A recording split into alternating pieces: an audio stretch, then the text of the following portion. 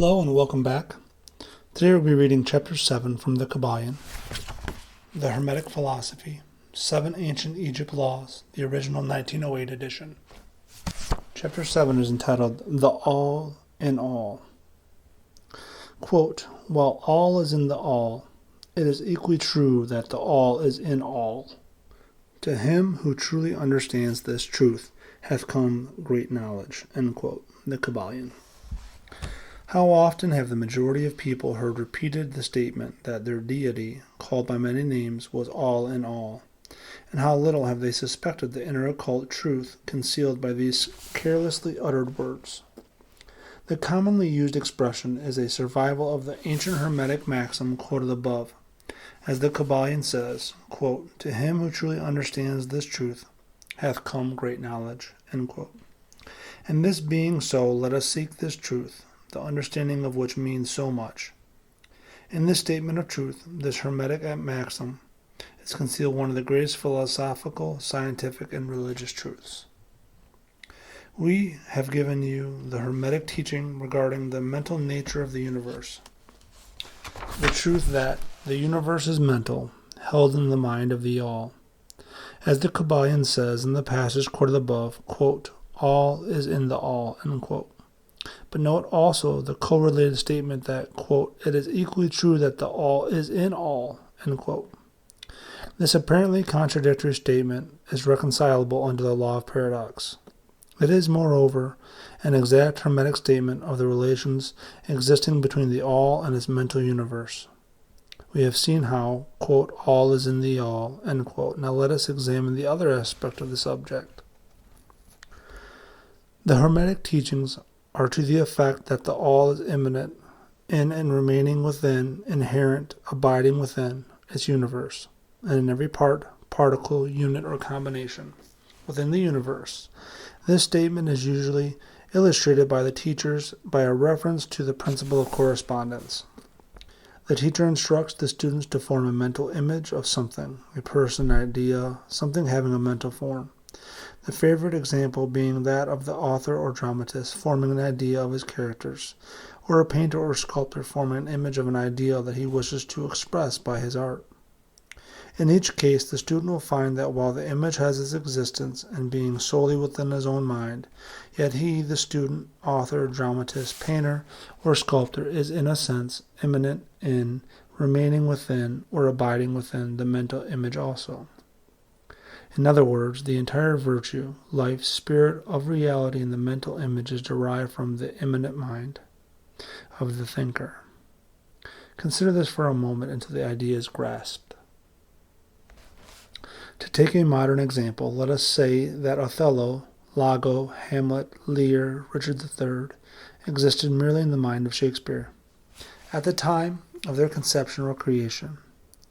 And yet Shakespeare also existed within each of the characters, giving them their vitality, spirit, and action. Whose is the spirit of the characters that we know as Micawber, Oliver Twist, Uriah Heep? Is it Dickens? Or have each of these characters a personal spirit, independent of their creator? Have the Venus of Medici, the Sistine Madonna, the Apollo Belvedere spirits and reality of their own? Or do they represent the spiritual and mental power of the creators? The law of paradox explains that both propositions are true, viewed from their proper viewpoints. Micawber is both Micawber and yet Dickens. And again, while Micawber may be said to be Dickens, yet Dickens is not identical with Micawber. Man, like Micawber, may exclaim, quote, the spirit of my creator is inherent within me, and yet I am not he, end quote. How different this is from the shocking half-truths so vociferously announced by certain of the half-wise, who fill the air with the raucous cries of, quote, I am God, end quote. Imagine poor Micawber, or the sneaky Uriah Heep, crying, I am Dickens, or some of the lowly clods in one of Shakespeare's plays, eloquently announcing that, quote, I am Shakespeare, end quote. The all is in the earthworm, and yet the earthworm is far from being the all. And still the wonder remains that though the earthworm exists merely as a lowly thing, created and having its being solely within the mind of the all, yet the all is an immanent in the earthworm, and in the particles that go to make up the earthworm. Can there be any greater mystery than this of, quote, all in the all, and the all in all, end quote. The student will of course realize that the illustrations given above are necessarily imperfect and inadequate, for they represent the creation of mental images in finite minds, while the universe is a creation of the infinite mind, and the difference between the two poles separates them. And yet it is merely a matter of degree. The same principle is in operation. The principle of correspondence manifests in each, quote, as above, so below, as below, so above, end quote. And in the degree that man realizes the existence of the indwelling spirit immanent within his being, so will he rise in the spiritual scale of life. This is what spiritual development means: the recognition, realization, and manifestation of the spirit within us. Try to remember this last definition, that of spiritual development. It contains the truth of true religion. There are many planes of being, many subplanes of life, many degrees of existence in the universe, and all depend upon the advancement of beings in the scale, of which scale the lowest point is the grossest matter, the highest being separated only by the thinnest division from the spirit of the all, and upward and onward along this scale of life. Everything is moving. All are on the path, whose end is the all progress is returning home. All is upward and onward in spite of all seemingly contradictory appearances. Such is the message of the illumined. The Hermetic teachings concerning the process of the mental creation of the universe are that at the beginning of the creative cycle, the all in its aspect of being projects its will toward its aspect of becoming, and the process of creation begins. It is taught that the process consists of the lowering of vibration until a very low degree of vibratory energy is reached, at which point the grossest possible form of matter is manifested.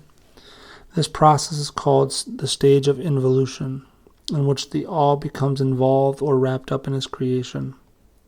This process is believed by the Hermeticists to have a correspondence to the mental process of an artist, writer, or inventor who becomes so wrapped up in his mental creation as to almost forget his own existence, and who for the time being almost, quote, lives in his creation, end quote.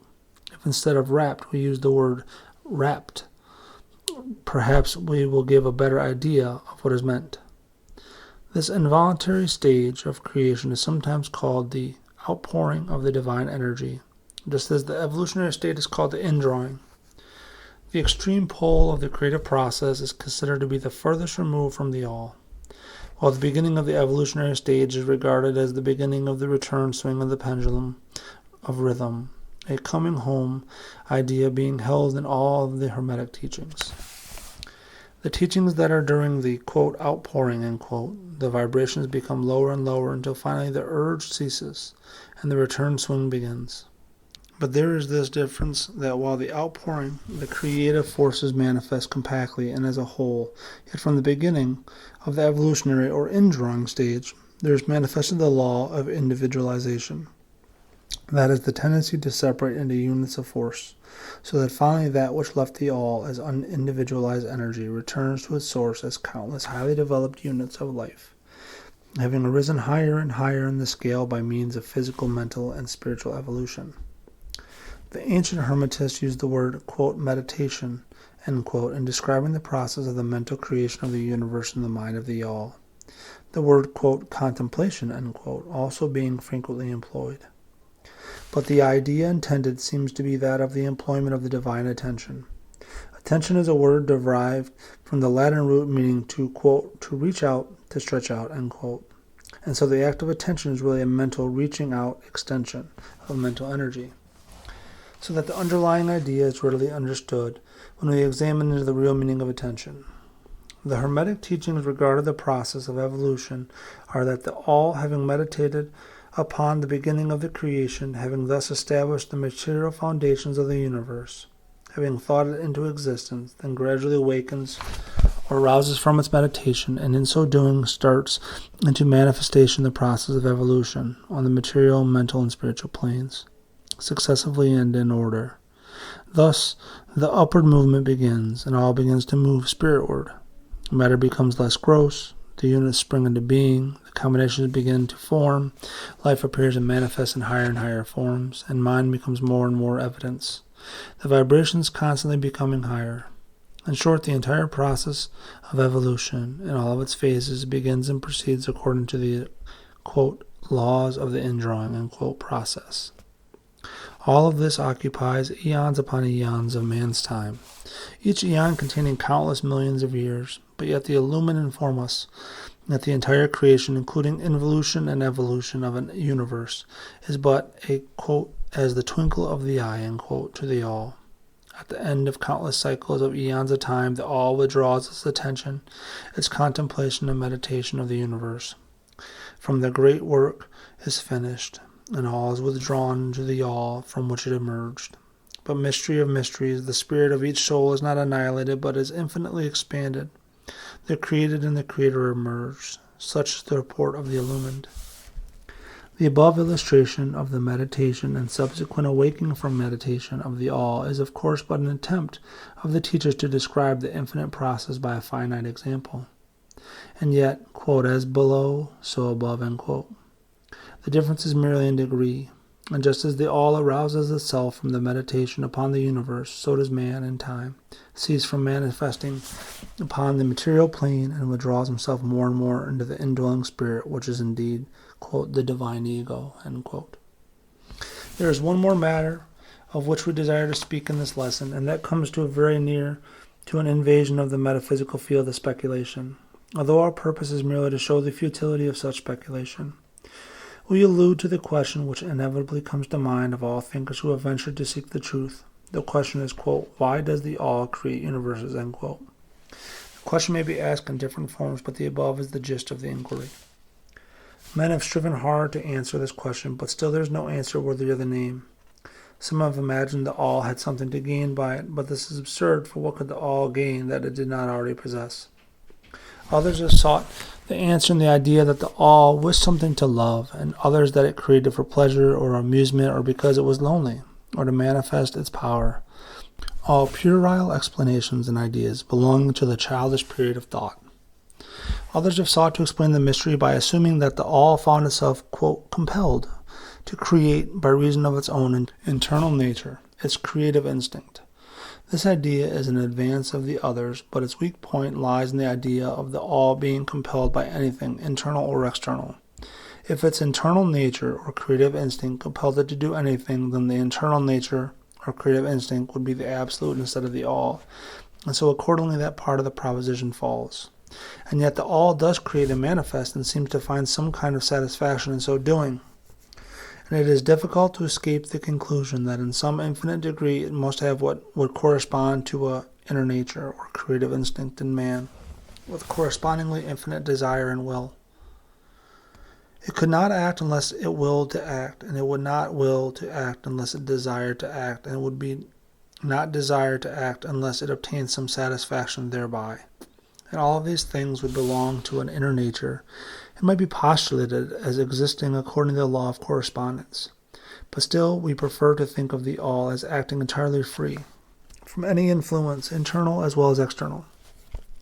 That is the problem which lies at the root of the difficulty, and the difficulty that lies at the root of the problem. Strictly speaking, there cannot be said to be any reason whatsoever for the all to act, for reason implies a cause, and the all is above cause and effect, except when it wills to become a cause, at which time the principle is set into motion. So you see, the matter is unthinkable, just as the all is unknowable, just as we say the all merely is. So we are compelled to say that the all acts because it acts. At the last, the all is all, reason in itself, all law in itself, all action in itself, and it may be said truthfully that the all is its own reason, its own law, its own act, or still farther that the all, its reason, its act, its law are one, all being names for the same thing. In the opinion of those who are giving you these present lessons, the answer is locked up in the inner self of the all, along with the secret of being, the law of correspondence, in our opinion, which is only the aspect of the all which may be spoken of as, quote, the aspect of becoming. Back of the aspect is the aspect of being, in which all laws are lost in law. All principles merge into principle and the all. Principle and being are identical, one and the same. Therefore, metaphysical speculation on this point is futile. We go into the matter here merely to show that we recognize the question and also the absurdity of the ordinary answers of metaphysics and theology. In conclusion, it may be of interest to our students to learn that while some of the ancient and modern Hermetic teachers have rather inclined in the direction of applying the principle of correspondence to the question, with the result of inner nature, conclusion still, the legends have it that Hermes the Great, when asked this question by his advanced students, answered them by pressing his lips tightly together and saying not a word, indicating that there was no answer. But then he may have intended to apply the axiom of his philosophy that, quote, the lips of wisdom are closed except to the ears of understanding, end quote, believing that even his advanced students did not possess the understanding which entitled them to the teaching. At any rate, if Hermes possessed the secret, he failed to impart it, and so far as the world is concerned, the lips of Hermes are closed regarding it, and the great teacher Hermes hesitated to speak what mortal may dare to teach. But remember that whatever be the answer to this problem, if we indeed there be an answer, to the truth remains that while all is in the all, it is equally true that all is in all. End quote. The teaching on this point is emphatic, and we may add the concluding words of the question, quote, to him who truly understands this truth hath come great knowledge. End quote.